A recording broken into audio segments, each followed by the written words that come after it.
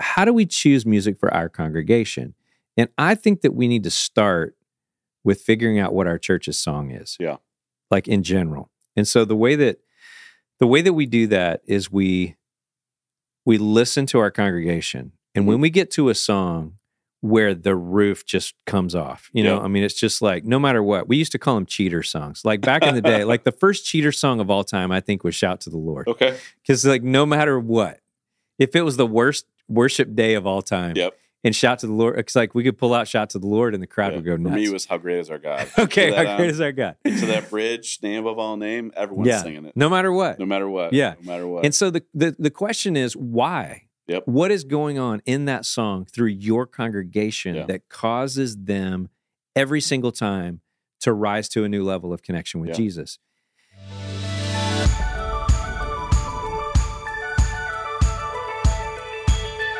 Hey, and welcome back to the Worship Catalyst podcast. I'm Austin Ryan, founder of Worship Catalyst and also host of this podcast series. We're fighting back against an epidemic in this series, an epidemic where people attend church, but they don't engage with God or encounter God as we gather together. Now, through history, God has chosen leaders who have been assigned the task of helping people encounter God. And I believe worship leaders in local churches have been given this stewardship today. So, how do we help people engage? We've already talked about two starting points, these non-negotiables that help the congregation engage with God. And we've also talked about the 7 things that we do as leaders that actually sometimes take away from people's engagement.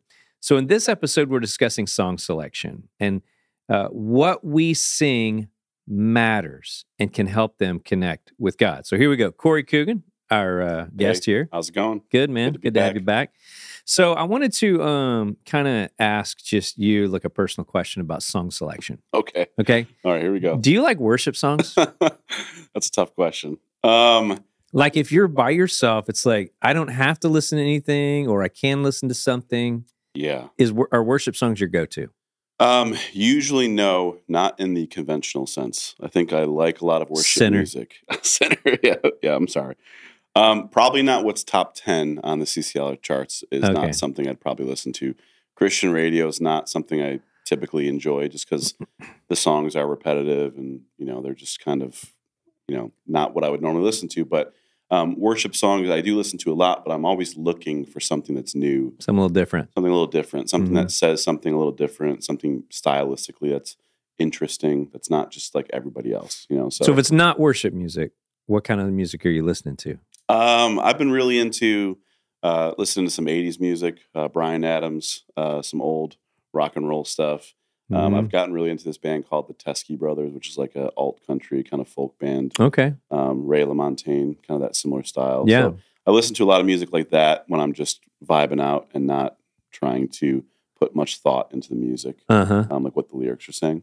But yeah. You know, you talk about 80s music. So everywhere you go, everywhere. I mean, whether it's restaurants or shopping or wherever there's music playing through, you know, just music playing through speakers, I think 80% of it's 80s music. It is. Why do you think that is?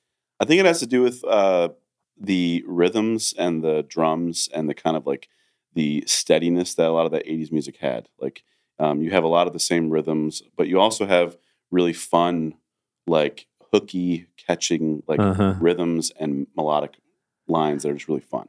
Right. Compared to modern music that tries sometimes too hard to be too avant-garde and and hip. And so the thing about the 80s is that there's a lot of variety. There is. But it was super simple. It was simple. Yeah. Yeah. And catchy. Yes, which makes a really good worship song. Simple and catchy. So where we learn our worship songs culture. So anyway, let's transition to worship songs. Because the idea in today's podcast is that, you know, we're trying to help people go from just being attenders of a service or a gathering to actually connecting with God, like engaging with God in a real way. Sure. And song selection plays a part in that. Definitely does, yeah. So why is it important for us, you think, to as worship leaders and pastors and people that, you know, get to be a part of this? Why should we spend so much focus and energy on getting the right songs? Well, I mean, I think you think about it this way: when you come into a church, you're going to spend anywhere from 20 to 40 minutes in music. Right. And it's not the message, it's not the word being opened up. that's a large amount of time. That's probably 50% of most people's gatherings are probably spent in music with worship. So I think picking songs that are really engaging, that are theologically accurate, and that are that inspire worship from the people is so important because, I mean, just think of the monopoly it has in the time. How do you go through that process of the theologically accurate aspect? Because obviously it's really important. One thing we say all the time is that what songs do in the church is they reinforce the theology of the church. They do. And they probably, if we're honest, they teach the theology of the church to a lot of people. They do. Because they remember the songs. They're humming the songs on Wednesday. They're not humming the sermon on Wednesday, you know? They are.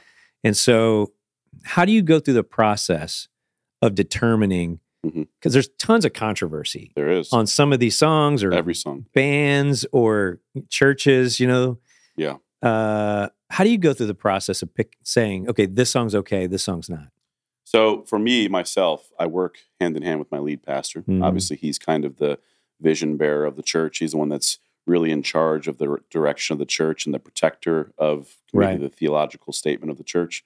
So I work with him quite a bit to make sure that we are finding songs that are theologically accurate. Right. However, both him and I aren't afraid to allow poetic license sometimes to bend the interpretation of a certain lyric, because worship songs are emotional and they're from fallen people and from broken people. And even if you read the Psalms, you'll see David saying things that might not always seem conventionally theologically accurate, like when he's accusing God of doing something that we know God wouldn't do or allowing something to happen. So I think there's some license for that.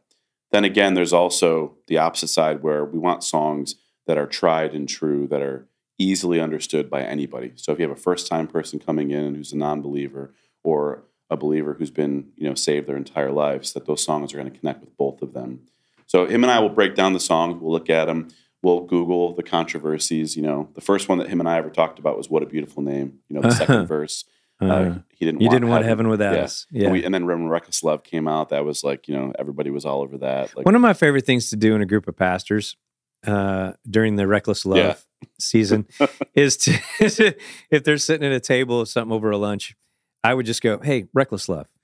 And then just back off. Watch everyone turn white for a second. And just see what happens with the conversation. It's crazy that it caused that much controversy, but I understand it, though. I understand, why. But what we do sometimes, like when How He Loves Us first came out, the sloppy wet kiss thing of the early 2000s. When John Mark McMillan wrote that and then David Crowder changed the lyric, everybody was all over that. Like, what are you going to sing, sloppy wet or unforeseen? But yeah, it's a great conversation. Which way did you go? I lean towards sloppy wet. Okay. But my pastor leans towards unforeseen. We disagree on it, but it's totally fine because in the end, like, we look at this and we say, you know what, people can make an educated decision on why. And when I led that song for the first time in our church, I actually stopped it in the middle of the song and explained why sloppy wet. Did you have a video going in the back behind the lyrics of people having sloppy wet kisses? No, I didn't, because you couldn't do unforeseen kisses in the background either, because you wouldn't see them. Wouldn't see them. No one would know what's happening. It wouldn't make sense at all. No, but just a little bit of education as a worship leader sometimes can really help a hard lyric. Right. Because there's a new song, not that new, but it's called "Plead the Blood" by Brandon Lake. And we stopped our gathering kind of in the middle of that song to really explain what plead the blood means, because it's not a biblical term. It's not a theologically accurate term. How do you plead? It's a very church phrase. It's been in Baptist churches for millennia. People have been saying, plead the blood, plead the blood. But that's not like a special incantation. You can't really plead the blood of Jesus over your family. But the heart behind what the author is saying is, I'm going to wholeheartedly throw everything that I have into begging Jesus to come into this moment. And I'm pleading the victory of the blood of Jesus over sin and over sickness and over this and that. So even that can make a big difference sometimes as a worship leader. When you're it's so important, songs. Isn't it? That we go through the process of making sure, because if people are going to worship in spirit and in truth, like, that truth has got to be rooted in truth. It does. In Jesus and in the words of Jesus and the words of God. Yeah, amen. So going through in some way, we've got to have a process of figuring that out.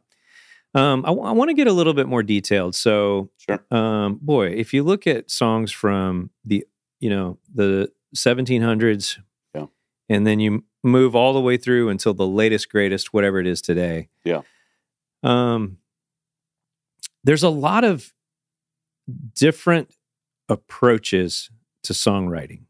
Okay. And this isn't a songwriting podcast, but it's like when you think about the way that those songs hit you, the way that they are singable and all those kinds of things. There are just a lot of songs through the years that are really difficult to pick up on. Yeah. And then there's other songs that like, and I'm just thinking about Chris Tomlin right now, because like, to me, it seems like whenever I hear a Chris Tomlin song for the first time, I've heard it 400 times. Yeah. You know, it's just, there's something about it that's simple to sing. How important is it that we focus on songs that are singable? Personally, I think that's the best thing you can do as a worship leader or worship pastor is picking songs that are singable. Songs that people can really connect with right away melodically. Yeah. Songs that aren't throwing too many curveballs at them that they get confused or lost. And a lot of modern worship writers have done that really well with melody, but then there's this new push now to have a different lyric in every chorus and every verse. You think of songs like So Will I or other songs where there's so it's many like through words. composed, just like this incredibly long poem. It is. And that's beautiful and poetic and has its place. But I've noticed when you introduce those songs, when the chorus comes back around again and the words are different, people are a little hesitant to sing because they've lost it for a second. But you sing a tried and true song, like an older Chris Tomlin song, or even the new, like that new one that he just wrote. When the chorus comes back around again, people are just immediately connected immediately, and you hear everybody singing, and you know it's the first time they've heard the song. But you get back around to the chorus again, and everybody's singing. Yeah, so that's an important thing to think about. Now, another thing when we're thinking about songs that help people connect with God, one of the things that guys talk about a lot is keys. What songs you put, what keys you put songs in and stuff. So, have you experimented with that and found that, like, have you ever introduced a song too high or too low and then had to change it because the congregation just wasn't right? Yeah. Yeah, we call them congregational keys. So we have kind of a box that we work within that I know songs, because I've been at the church for long enough to kind of know what songs, what keys seem really singable for our female vocalists and for our male vocalists. And I've done that. I've, being that I sing all the time, I'm comfortable singing. I can probably sing a song in a half step or a full step above the key that I would maybe perform it in. And it might sound great. I might crush it and feel really good about myself. But it doesn't help anything. No. It's just about me. It's my ego. It's not what I'm doing. I'm not leading people. I'm just performing, which isn't great. But when you sing a song in a key that everyone can sing in, kind of the middle ground where both female congregants and male can sing along together. Yeah. Man, that's a beautiful moment when you can hear everybody singing together. Right. So I try to do that every time. So I go into a lot of churches and watch and evaluate and things like that, as part of what I do with Worship Catalyst. And a lot of churches seem to have a mid-tempo kind of vibe. And there's no fast songs, really. There's not any like really hard-hitting, simple. Yeah. And a lot of the songs have got like that same flow, the same tempo, that same build, that same fall off, and all this kind of stuff. Yeah. And to me, it seems like there should be some variety in all of that. Sure. Where, we don't know David's Psalms in terms of what the tempos were. I would love if he wrote, for 120, or something, but David put the BPMs on. Yeah, exactly. We don't have that, but what we do have is him expressing a wide range of emotion, which kind of calls for a wide range of tempos, I think.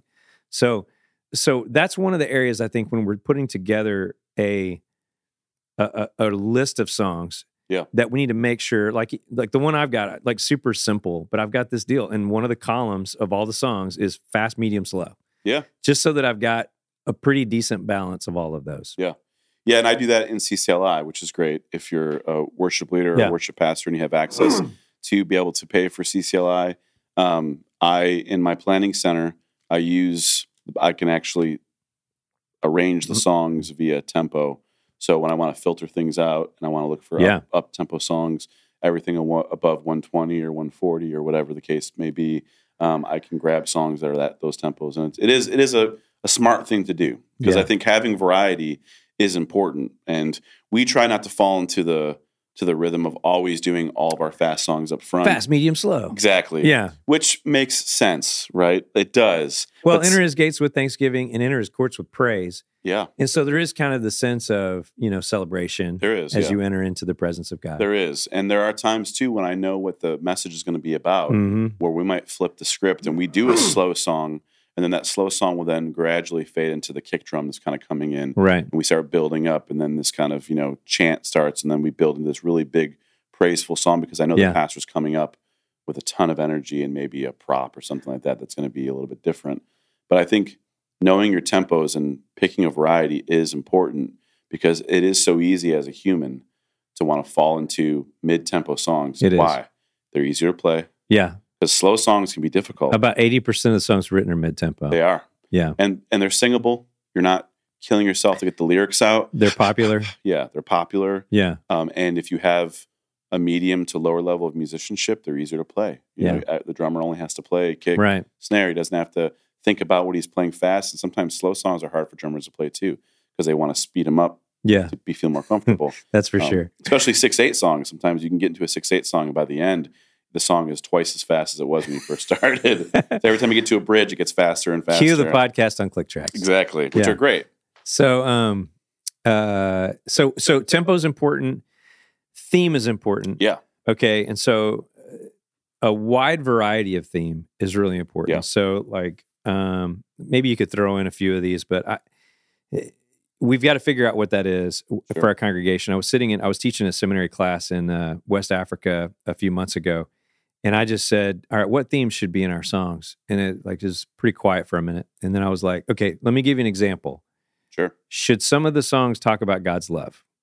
And that these group of pastors were like, yes, God's love. So we were right on the board. And I said, okay, here's the marker. What else? And before it was over, there was probably 60 or 80 themes that are from God's word that would be great for us to focus on in songs. That's awesome. Wow. The problem is that if we focus on everything, we're really not focusing on anything, right? But to give a broad enough view of God and of Jesus and the redemptive work of the cross and our involvement in all of that, the question becomes, what are some of the key themes that we should make sure that we bring out in songs? What do you think about that? Well, I think always putting Jesus in his place and God in his place is key for most worship songs. I am definitely in the fan base of less about the worshiper and more about the person that we're worshiping. That's hard to find songs like that. It's a challenge sometimes. And I think the human experience and being a part of worship songs is great. But I think when we get into a chorus of a song, it should be all about who Jesus is, adoration, exaltation of who God is. So that's one thing that I think as a worship leader, I really strive for, are to find songs that point the worshipers to Jesus every song. Whether it's an attribute or it's something of an experience that you're going to have that you have with Christ. Yeah. Because those songs are really powerful when you think about how Jesus meets you in moments of brokenness or moments of fear or anxiety. I think those songs are great. I think songs of victory are really important. I want our worshipers to leave our church feeling empowered to know that you have the God of the universe, the Spirit of God living inside of you. You can overcome anything, that the Spirit of God will overcome anything through you, and to not leave defeated or ashamed or hurt or broken. So I think those types of songs are really, really important. And sometimes that changes over time, right? I mean, I was leading worship at a church in Vegas during the pandemic. Yeah. And everybody's stressed out. Like, not so much from the actual COVID, but they're kind of stressed out over the political aspects of it. And they're stressed out over the, oh my gosh, we're being taken over by, some government, or the shots have got, whatever chips in them and stuff. A lot of anxiety. And whether that's true, any of that stuff, that's not the point. The point is there was a high level of anxiety. And I felt myself every single Sunday saying to people, God is in control. Yeah. Like, you don't have to be stressed out over this moment unless you're not a Christian. Yeah. But if you're a believer in Jesus, that and stress over this do not go hand in hand. Yeah. And here's why. And then I would share with them, but then I really started singing it. And I mean, I was looking at our song list during that time, because I bet half of our songs were about the victory and about the power of God and about the, no matter what's going on. Resting in him. Yeah. A lot of victorious chant, type stuff. No, God's got this. Yeah. And that makes total sense, because I've led in an inner city church when I was first coming up leading worship, and the majority of the people that were in our church were financially struggling. Like they were going paycheck to paycheck. They were people didn't have jobs. They were relying on government assistance. And so a lot of the worship songs, I naturally think back now and look at it, were about God being in control and being providing and having provision and being able to lean on Him for everything that you need and not to worry about tomorrow, let tomorrow worry for itself. And now that I'm in a little bit of a different area, a suburban church that's a little more affluent, I don't know if those songs would connect with people, but the songs that do connect with people are songs about stress or about even anxiety or songs about praying like that God is He knows your future, not to worry about your kids or about this or about that, because the culture that I'm in now is a little bit different than when I was. And I bet you when you were in Africa, the culture is totally different there. Totally. The songs are going to be completely different. The rhythms and the way the melodies are going to connect with people are going to be so different from a suburban white church or an inner city, gospel-based church or a Hispanic church. I've played in all these different churches, and each church has similar songs, but they also have a huge variety of songs that are completely different. And I think that has to speak to culture. Well, and that's the last thing I want to talk about. So we talk about tempo, and we talk about singability, and we talk about all the different themes and all that kind of stuff. Like all that matters. And then the last piece of this, I think, is maybe the part that holds it all together. Sure. Because there's a lot of singable songs. There's a lot of songs that are fast, medium, slow. There's a lot of songs with a lot of different kinds of. But does that mean that you sing every single song? Obviously not. It's impossible. There's like a billion new worship songs that come out every single day, So the question is, how do we choose music for our congregation? And I think that we need to start with figuring out what our church's song is. Yeah. Like in general. And so the way that we do that is we listen to our congregation. And when we get to a song where the roof just comes off, I mean, it's just like, no matter what, we used to call them cheater songs. Like back in the day, like the first cheater song of all time, I think was Shout to the Lord. Okay. Because like, no matter what, if it was the worst worship day of all time, and Shout to the Lord, it's like we could pull out Shout to the Lord and the crowd would go nuts. For me, it was How Great Is Our God. Okay, How Great Is Our God. To that bridge, Name Above All Name, everyone's singing it. No matter what. No matter what. Yeah. No matter what. And so the question is, why? Yep. What is going on in that song through your congregation that causes them every single time to rise to a new level of connection with Jesus?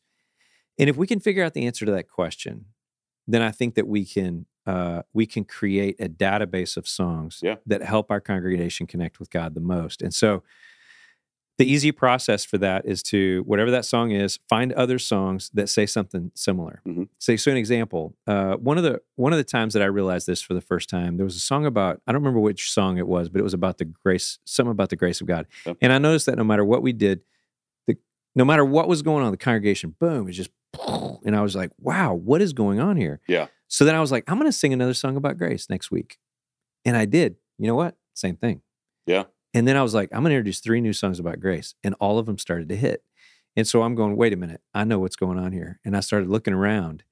And more than 50% of the congregation had been baptized in the last 18 months. Oh, wow. And they'd come out of alcoholism, and they'd come out of brokenness. They'd come out of, broken families. And so it was like the grace of God was so fresh and new to them. And so after that season didn't last. I kept like, great songs, let's do this. But the problem was it didn't last forever. Yeah. But then it was something else, And so I think as tacticians, as leaders, we've got to really focus on what is God doing in our congregation right now. Totally. And then continue to shape That's good. Our music choices around what God is already doing. Yeah. And I agree with that 100%. I think you have to be connected. I know in a previous episode we talked about being connected with your people and knowing who you're serving. Mm-hmm. And that song selection plays a huge role in that, because if you know that a certain type of song, and especially a certain theme, is connecting with your people, then serve those people until the next season comes. And you'll know as a worship leader, you'll know when God is moving your church into a different direction or a different season. So we've in my experience, I've played at a few different churches, and we've had those seasons come and go where you're talking about God's grace and love, and people are really just at the altar, and they're pouring themselves out, and they're connecting. And then it'll shift where all of a sudden the church now is empowered to want to maybe share the gospel or evangelize, and they want to go out and do missions work. Yeah. And there's a lot of songs that talk about that, about being excited about sharing what the victory that God has in your life. And you play one of those songs, people after the gathering are like, oh my gosh, like, man, that song fires me up. I want to go out and I want to share the gospel. It's like, amen. Like, you're doing your job when that happens. So last little quick question. Sure. Where do you find your music? Honestly, 9 times out of 10, if I'm really researching a theme and we're in a series, Google is probably my best friend. Okay. And we have redeemed the Google. We have. And that is, there's a lot of garbage on Google, and it'll pull up some like 1998 or 2004 YouTube playlist that has nothing to do with what you're going to probably sing. Right. But it does connect a lot of the dots with Spotify. So typically my method would be Googling a theme, pulling up one of the 2 or 3 top websites, whether it's CCLI or it's worship charts or worship tracks, whatever it is. Yeah. And using those top songs, kind of theme finders, and then spend the next probably hour and a half or 2 hours on Spotify listening to the songs and reading the lyrics. There you go. Sometimes I start with the lyrics first before I even listen to the song. Have you ever seen the Spotify Sing on Sunday CCLI Top 100? Yeah. I love that. It's like it keeps a pretty modern thing going. It does. We have to be really careful, though, not to sing the top songs just because the other ones do. Everybody else is singing it, and so we feel like we're behind the curve if we're not singing the newest Brandon Lake tune or whatever. It's tough to do that, and there's pressure to do that because you want to stay relevant and stay connected. Yeah. But man, there are some tried and true songs you pull out. I exalt thee, or I love you, Lord. These old kind of choruses, and so you do that, and sometimes that can connect with people too. So it's definitely a challenge to want to stay relevant, stay in the top 10 or top 100, but I think as a really mature worship leader, you spend time doing both. You do as much as you can to be able to bridge the gap between old and new. So good, man. Appreciate your time, as always, Corey. It's a good conversation about songs. All right, well, thanks for joining us again for the Worship Catalyst podcast. Pick great songs and put together a great worship library that will help your congregation encounter God as you gather together. For more helpful training and a place to engage with thousands of other worship leaders, follow us on Facebook, Instagram, and TikTok at Worship Catalyst. Every week, we have multiple moments of training and engagement for you to get better at what you do. We'll be back in 2 weeks with the next episode, which will be an interesting dive into this question: what is the science behind what makes church boring sometimes? It's brain science. So hopefully this will go well. If we are going to understand how to help people stay engaged with what we're doing together on a Sunday service or a weekend service or whenever you meet, we need to understand how God made us learn. It's important. Should be interesting. Should be interesting, bro. Yeah, I'm excited. We need to get smart between now and the next one. I'm going to go study a couple books. See you next time.